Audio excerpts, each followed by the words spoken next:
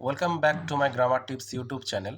আজকেও সুন্দর একটা টপিক, অ্যাওয়েট এবং ওয়েট দুটোর ইউসেজটা আমরা দেখব, কি কম্প্যারিজন আছে, কখন কিভাবে সতর্কতা অবলম্বন করে আমরা শব্দ দুটি ব্যবহার করব।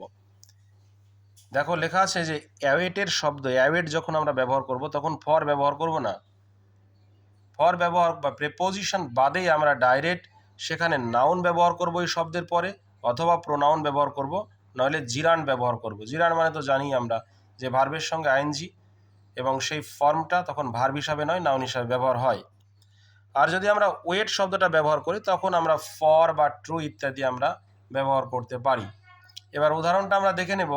অ্যাওয়েট, অ্যাওয়েট শব্দটা কি? অ্যাওয়েট একটা ভার্ব, এবং অ্যাওয়েট ভার্বটা হচ্ছে ট্রানজিটিভ ভার্ব।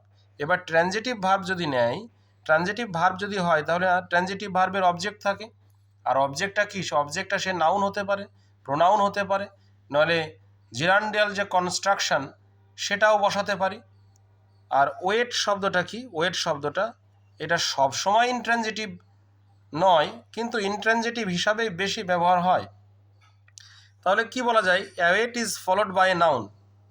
অ্যাওয়েট শব্দটার সঙ্গে সঙ্গে নাউনই বসাতে হবে, যেহেতু ট্রানজিটিভ ভার্ব অবজেক্ট হিসাবে নাউন হবে, অথবা প্রোনাউন অথবা জিরান্ড হবে। কিন্তু মনে রাখতে হবে যে অ্যাওয়েট যখন আমরা ব্যবহার করছি তখন কিন্তু এই ইনফিনিটিভটা কিন্তু আমরা বসাতে পারবো না। ইনফিনিটিভ বসানো যাবে না, টু বসানো যাবে না, বা আমরা যদি ফর বসাই তাহলে একটু গন্ডগোল হয়ে যাবে।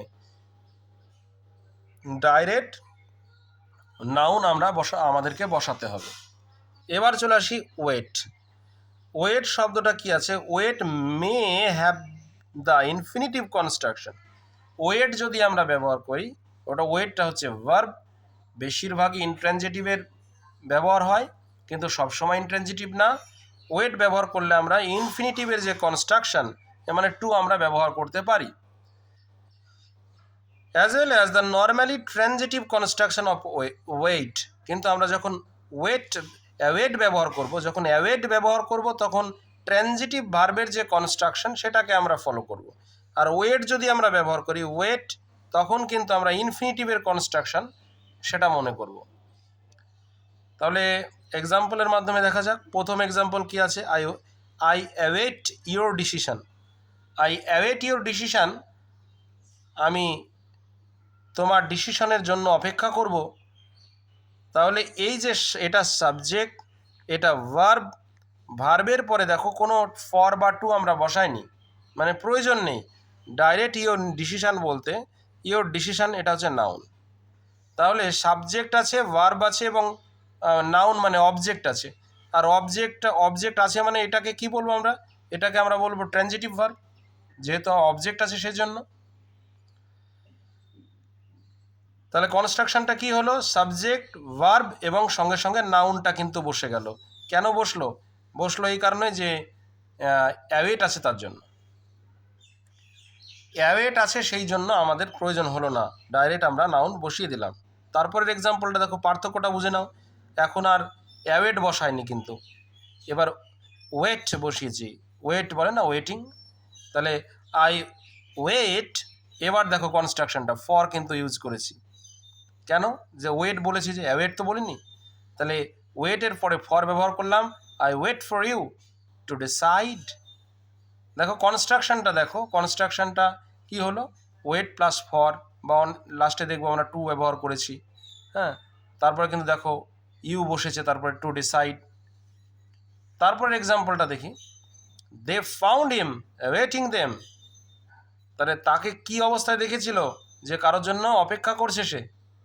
কনস্ট্রাকশনটা দেখো, সাবজেক্ট, তারপরে এটা পাস্ট টেন্সের একটা ভার্ব ভিটু আছে, হ্যাঁ, তারপরে কি অবজেক্ট আছে, তারপরে দেখো অ্যাওয়েটিং শব্দটা ব্যবহার করেছি, তারপরে কিন্তু কোনো ফর বা টু ইত্যাদি বসায়নি। ডাইরেক্ট কিন্তু আমরা কি বসিয়ে দিয়েছি? প্রোনাউন বসিয়ে দিয়েছি। তাহলে বললাম যে এই শব্দটার পরে নাউন অথবা প্রোনাউন অথবা জিরান ব্যবহার করতে হবে, কিন্তু এখানে লক্ষ্য করো ওয়েট বলেছিলাম, তার জন্য ফর হয়েছে।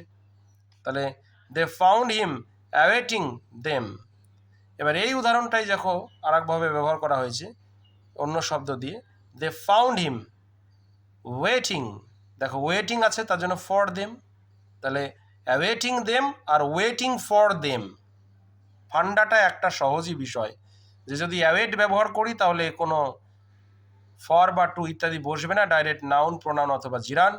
আর ওয়েট বললেই কিন্তু ফর বসবে। লাস্টের এক্সাম্পলটা দেখি, I shall wait to bring him home.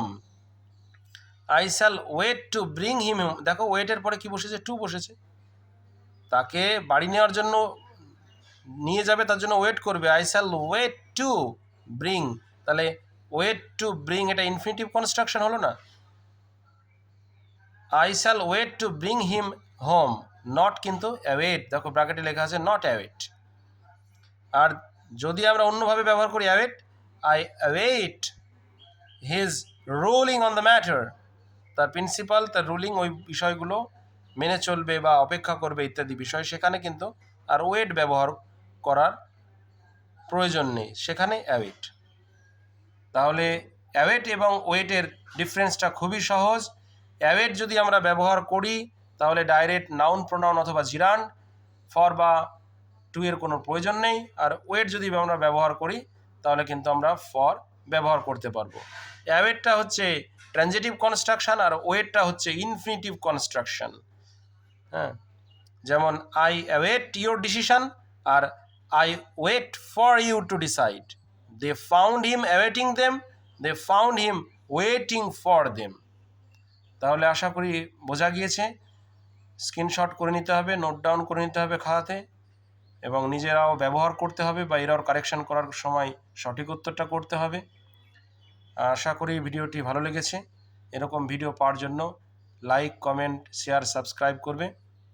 ভিডিওটি দেখার জন্য সকলকে অনেক অনেক ধন্যবাদ।